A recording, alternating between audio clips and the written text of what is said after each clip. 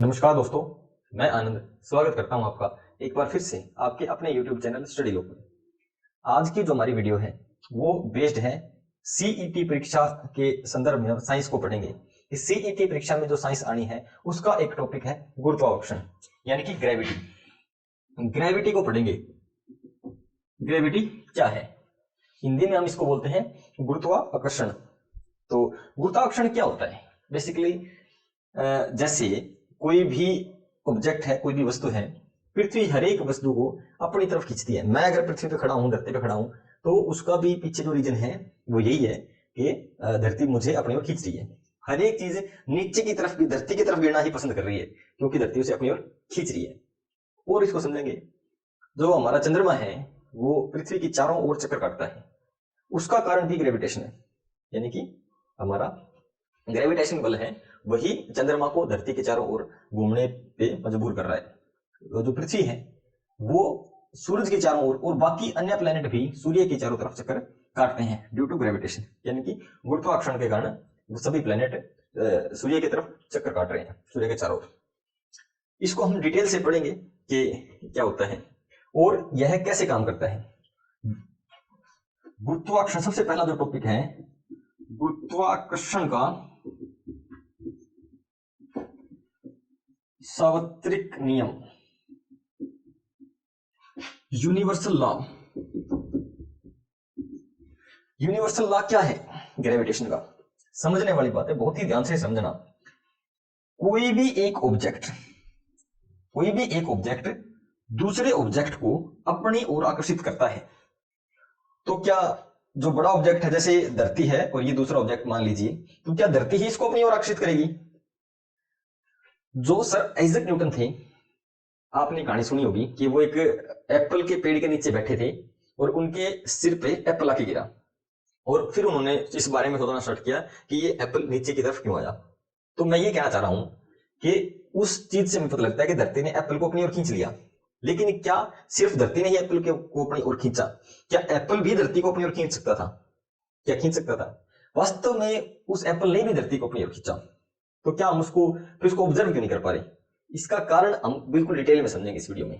देखिए, अब जो यूनिवर्सल लॉ है ग्रेविटेशन का, वो ये कहता है कि कोई भी दो ऑब्जेक्ट है वो एक दूसरे को खींचते हैं आपस में। और कैसे खींचते हैं? जो उनके बीच में फोर्स लगेगा F, वो डायरेक्टली प्रोपोर्शनल होगा उन दोनों के मास की। यानी कि मैं इसको मान लेता हूं कैपिटल M से डिनोट करता हूं और छोटे बड़े मास को स्मॉल m से डिनोट करता हूं, मल्टीप्लाइड बाय m। ठीक है, capital M multiplied by small m, यानी कि इन दोनों का मास जितना ज्यादा होगा फोर्स उतना ही ज्यादा वहां पे अप्लाई होगा। और दूसरा फैक्टर क्या काम करता है? Force is inversely proportional to distance of, जो ऑब्जेक्ट उनके डिस्टेंस के स्क्वायर के इनवर्सली प्रोपोर्शनल होता है। मतलब जितनी दूरी बढ़ेगी इन दोनों ऑब्जेक्ट्स की उतना ही फोर्स कम होगा। अगर चीजें ज्यादा नजदीक रहेंगी तो फोर्स ज्यादा होगा, चीजें दूर हो जाएंगी तो फोर्स कम हो जाएगा। अगर जो ऑब्जेक्ट्स हैं वो साइज में बड़े होंगे तो फोर्स ज्यादा होगा और अगर वो साइज में छोटे होंगे तो फोर्स कम होगा। अब हम समझते हैं एप्पल वाले केस को। जो धरती है, पृथ्वी है और जो एप्पल है, इन दोनों के मास को अगर जब हम कंपेयर करते हैं तो जो एप्पल का मास है वो नेग्लिजिबल है, मतलब कि उसका कोई वैल्यू ही नहीं है इतने बड़े मास के आगे। तो इसलिए हम उसको ऑब्जर्व ही नहीं कर पाते कि उसने भी मूवमेंट किया है। एक्चुअल में इतनी मतलब 0.00000 करके पता नहीं कहां जाए करते हैं, थोड़ा सा वो नेग्लिजिबल है, उसको नेग्लेक्ट कर देते हैं और मानते ही नहीं कि मूव किया है। समझ गए? तो ये ऐसे काम करता है यूनिवर्सल लॉ। अब इसको थोड़ा सा और आगे समझेंगे हम कैसे। देखिए, यहां तक समझ गए हो कि फोर्स डायरेक्टली प्रोपोर्शनल टू जो उनके मासेस का प्रोडक्ट होगा उसके डायरेक्टली प्रोपोर्शनल होता है और उनके बीच के डिस्टेंस के स्क्वायर के इनवर्सली प्रोपोर्शनल होता है। यानी कि मास बढ़ेगा तो फोर्स बढ़ेगा और डिस्टेंस बढ़ेगा तो फोर्स घटेगा। ठीक है, अभी हम इस इक्वेशन को इकट्ठा कर देते हैं। Force is directly proportional to m into M divided by D square. अब आपको पता है जब हम इस प्रोपोर्शनल के सिंबल को हटाएंगे तो हमें एक कांस्टेंट यूज करना पड़ेगा। वो कांस्टेंट क्या होगा? जी, ग्रेविटेशनल कांस्टेंट। हम इसकी वैल्यू भी फाइंड आउट करेंगे क्या हो सकती है, क्या होती है, m multiplied bye m divided by D square. तो यहां से जी क्या निकलता है हमारा?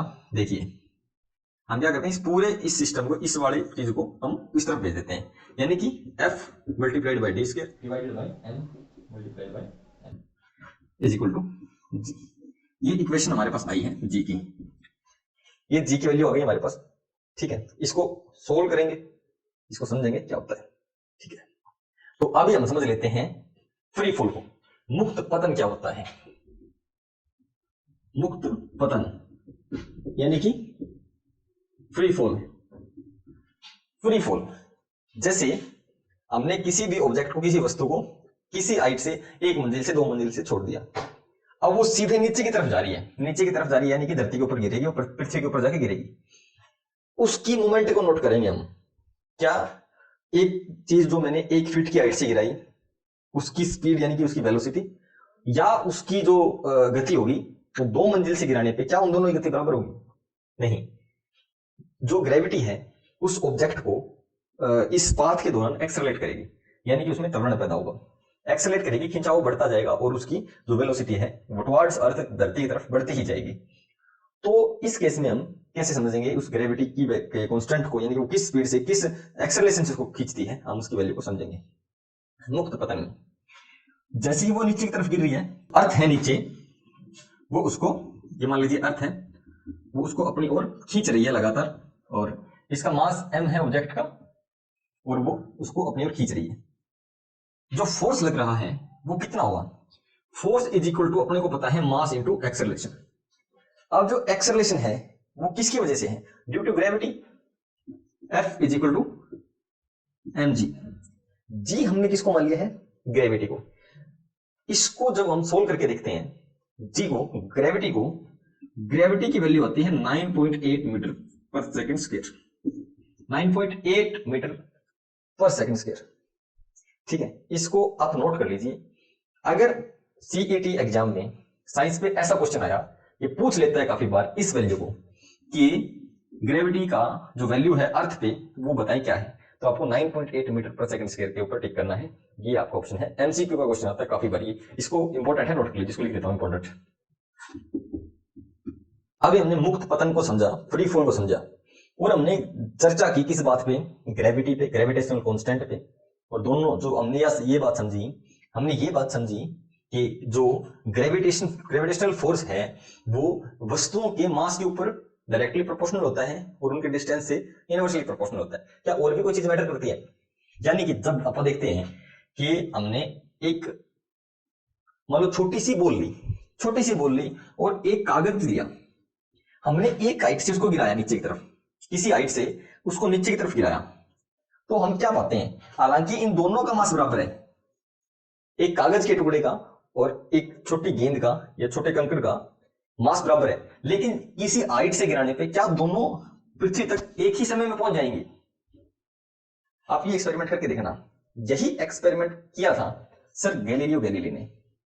इटली में जो पीसा की झुकी हुई मीनार है, सर गैलीलियो गैलीली उस मीनार पे गए, झुकी हुई है वो, इस तरह थोड़ी सी झुकी हुई है, और उन्होंने टॉप से बारी बारी करके चीजों को नीचे गिराया। आपके हिसाब से जो पत्थर और जो कागज हमने नीचे गिराए हैं, तो क्या वो एक ही समय में नीचे तक पहुंच जाएगा? ये आप सोचिए इस बारे में। मैं आपको बताता हूं क्या होता है। जो ये पत्थर था छोटा, इसके ऊपर जो हवा का प्रेशर था, हवा का जो प्रेशर था वो कम अप्लाई हुआ, यानी कि इसका एरिया बहुत कम था और पेपर का एरिया बहुत ज्यादा था। इसीलिए जो हवा है इसके ऊपर एटमॉस्फेरिक प्रेशर और हवा के कारण जो फ्रिक्शन पैदा हुआ, जो घर्षण पैदा हुआ है, इसका एरिया ज्यादा होने के कारण इस पे ज्यादा फ्रिक्शन यानी कि ज्यादा घर्षण अप्लाई हुआ, किसके मुकाबले? इस छोटी बॉल के मुकाबले। इस वजह से इसको अपोज किया गया, इसको वापस से ऊपर धक्का दिया गया हवा के द्वारा, और इसको नहीं दिया गया, और इसलिए ये जल्दी नीचे पहुंच गया, और ये कुछ समय बाद धरती तक पहुंचा। ये भी हम क्या करें? अगर यहां जो इन दोनों के बीच में हवा मौजूद है, जो हवा इसको अपोज कर रही थी, अगर हम उस हवा को खाली कर दें, यहां अब कुछ नहीं है, हवा भी नहीं, ऐसी जगह को हम क्या बोलते हैं? ये नोट करने वाली बात है। ऐसी जगह को हम क्या बोलते हैं जहां हवा भी नहीं होती? जैसे कभी आपने क्या किया है, जो सिरिंज होती है जिसे टीका लगाते हैं, या पिचकारी में अगर आप पिचकारी को आगे से बंद करके उसके पिस्टन को खींचोगे तो उसके अंदर क्या हवा भरेगी? हवा तो नहीं भरेगी, खाली जगह बन जाएगी। उस खाली जगह को हम बोलते हैं वैक्यूम। वैक्यूम क्लियर भी आपने सुना होगा, ठीक है। वैक्यूम, अगर यहाँ वैक्यूम क्रिएट कर दिया जाए, हवा भी निकाल के वैक्यूम क्रिएट कर दिया जाए, तो ये दोनों ही चीजें एक ही समय पे धरती पे फॉल करेंगी, क्योंकि यहाँ कोई भी फ्रिक्शन अप्लाई नहीं हो रहा। ठीक है, समझ गए। अब एक बात बताओ, एक कबूतर के पंख को गिराया गया नीचे और एक पत्थर को जो उसी के मास के बराबर का है नीचे गिराया गया, तो और बीच में वैक्यूम है, तो पहले कौन गिरेगा? क्या दोनों साथ में गिरेंगे? अगर आगे पीछे गिरेंगे तो क्यों, और साथ में गिरेंगे तो क्यों? इसके मेरे को आंसर आप कमेंट बॉक्स में देना कि क्यों गिरेंगे। हमने पिछली वीडियो में पढ़ा था द्रव्यमान को और जड़त्व को, हम द्रव्यमान को एक बार और पढ़ रहे हैं। द्रव्यमान को एक बार और पढ़ेंगे तो द्रव्यमान के साथ हम पढ़ते हैं भार को। ये अलग अलग चीजें हैं, द्रव्यमान और भार दो अलग अलग चीजें हैं। हम इनको समझेंगे कि अलग अलग कैसे हैं, कौन सी चीज इनको अलग करती है। किसी चीज का द्रव्यमान क्या होता है, भार क्या होता है। मान लीजिए किसी चीज का द्रव्यमान 10 kg है, 10 kg उसका द्रव्यमान है, तो धरती पे उसका भार कितना होगा? धरती पे उसका भार कितना होगा? तो जो धरती पे भार होगा उसका मल्टीप्लाइड बाय 9.8 मीटर पर सेकंड स्क्वायर से मल्टीप्लाई करेंगे तो ये हमारे पास आ जाएगा 98 kg। ये इसका भार है और ये इसका क्या है? द्रव्यमान है। द्रव्यमान और भार में फर्क होता है, द्रव्यमान हमेशा उसका उतना ही रहेगा और भार उसका बदल सकता है। कैसे? मान लीजिए वो चंद्रमा पे चला जाए, चंद्रमा पे चला गया तो वहां इस g की वैल्यू बदल जाएगी, लेकिन 10 की वैल्यू नहीं बदलेगी।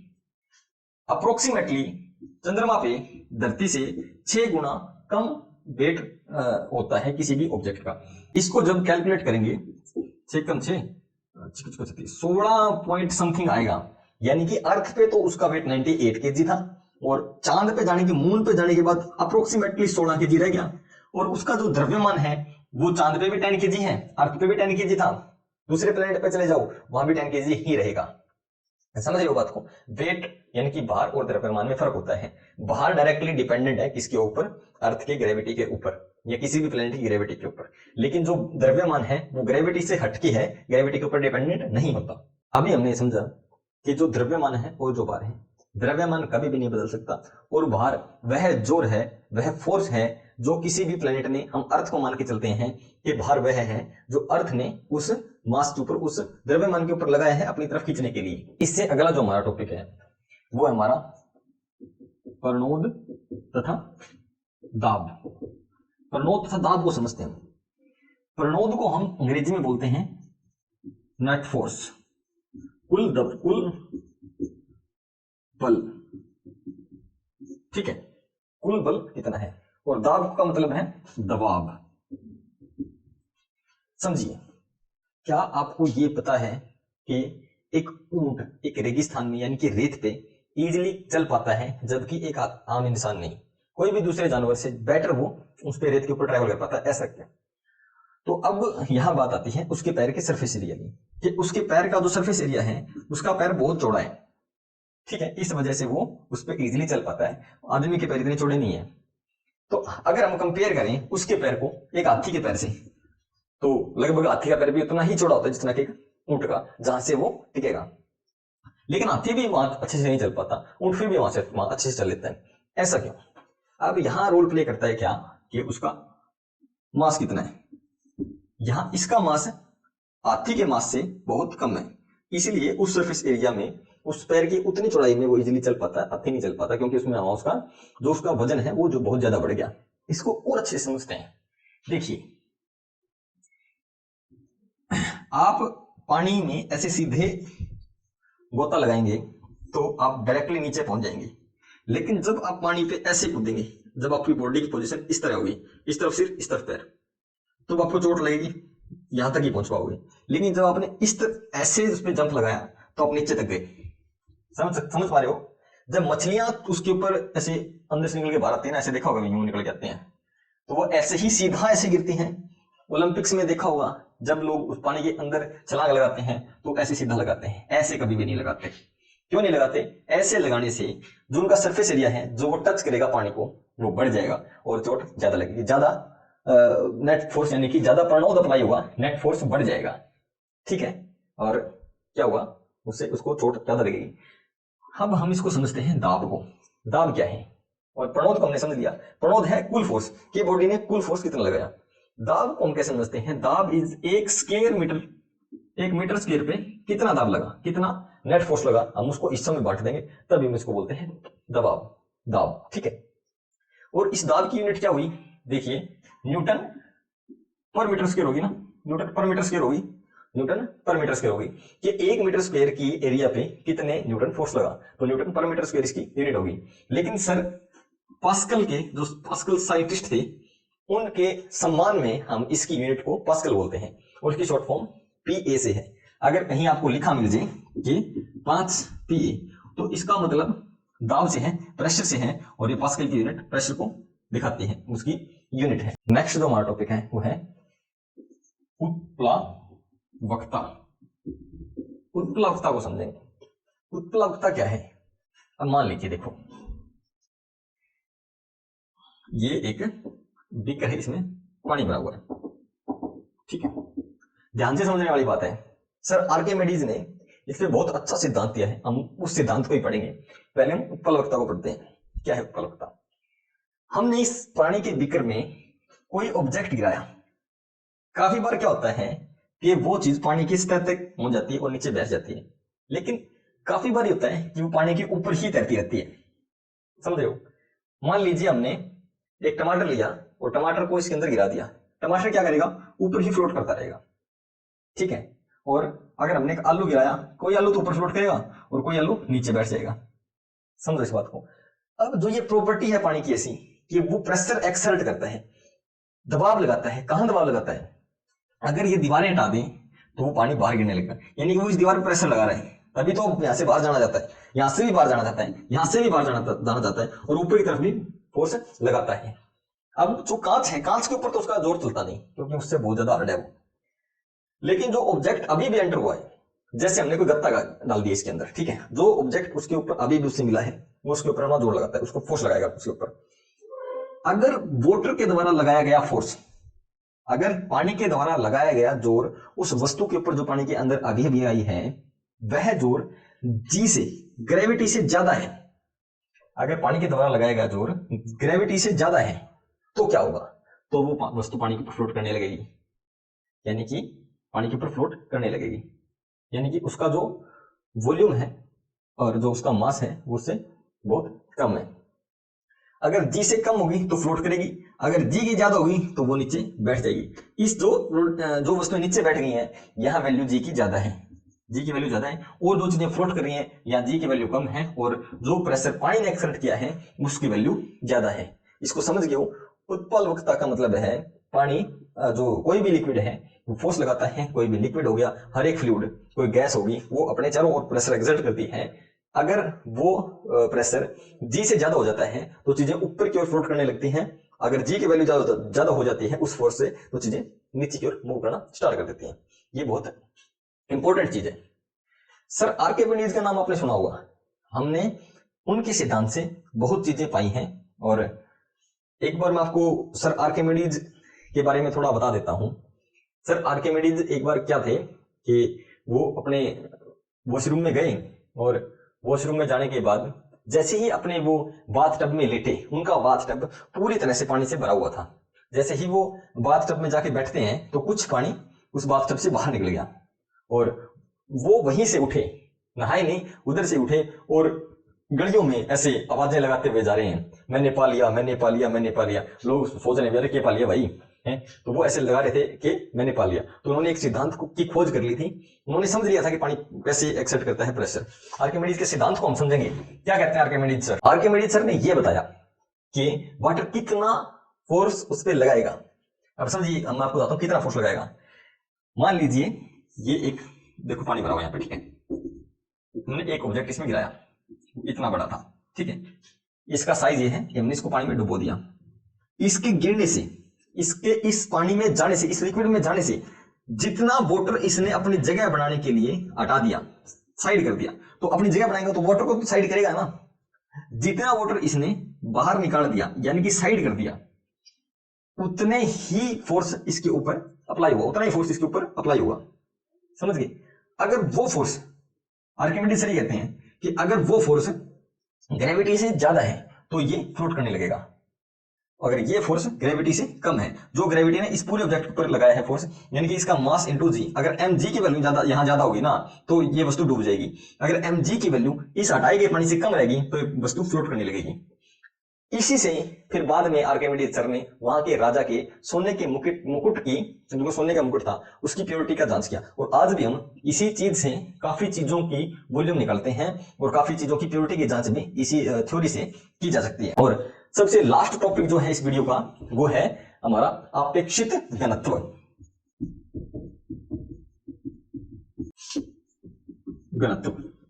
अपेक्षित घनत्व को हम समझेंगे। इसको समझने से पहले अगर आपने चैनल को अभी तक सब्सक्राइब नहीं किया है, चैनल को सब्सक्राइब कर देना, इस वीडियो को लाइक कर देना, इस वीडियो को अपने दोस्तों के साथ शेयर कर दो, जिससे कि आपको इसी तरह की वीडियोस और मिल सके। और हम बहुत मेहनत करते हैं दोस्तों ये वीडियोस बनाने के लिए, तो आपकी सपोर्ट की जरूरत है, आपकी सपोर्ट दिखाइए। और हम पढ़ते हैं आगे, क्या है अपेक्षित घनत्व। अपेक्षित घनत्व निकालने के लिए हम सीधा सीधा ये समझते हैं कि पानी का घनत्व कितना है। अपेक्षित घनत्व अगर किसी चीज का निकालना है तो हम उसको मान लेते हैं किसी कांस्टेंट के से लिख लेते हैं, ठीक है। ये अपेक्षित घनत्व इज इक्वल टू उस वस्तु का घनत्व, मान लीजिए कि x का घनत्व डिवाइडेड बाय वाटर का घनत्व। ये सिंपल सा फॉर्मूला है इसका, अपेक्षित घनत्व निकालने का ये सिंपल सा फॉर्मूला है। उस प्रोडक्ट का जो भी उसका ऑब्जेक्ट है उसका घनत्व डिवाइडेड बाय वाटर का घनत्व, इसका फॉर्मूला है, बहुत ही आसान है। तो ये वीडियो आपको कैसी लगी दोस्तों, मिलते हैं नेक्स्ट वीडियो में, बने रहिए हमारे साथ।